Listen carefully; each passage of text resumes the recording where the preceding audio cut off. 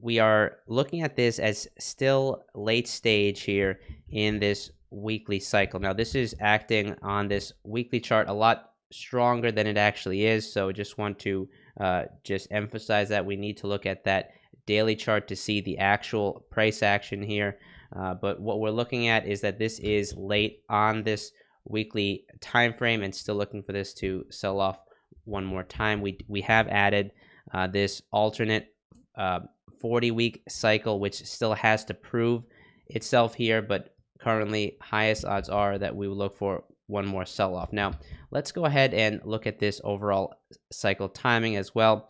That low is due 12/12 to 116. If we jump over to the daily chart, now in the short term, we're actually looking at a possible long idea just for short-term traders, meaning just at this flag that is likely forming with a slightly higher high and also a higher low, likely, to then lead to one more push back to the upside.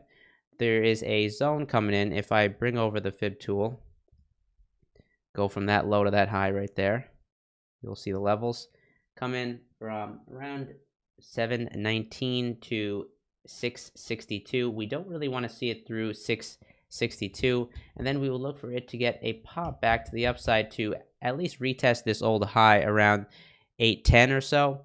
That's really what we'll be watching for as we get into that minor rising phase right there. So just on the short-term time frame, looking at a long trade idea here shortly in NG, there is a daily low due on this minor cycle 1129 to around 1213. So we'll be watching for a higher low here in /NG, and then another retest of those old highs, after which we'll be watching to see, does it fail sharply here or not. If it doesn't, then it would really increase the odds that that alternate 40-week cycle that we had in blue on that weekly chart is in place. So I just want to add that to your radar here as well.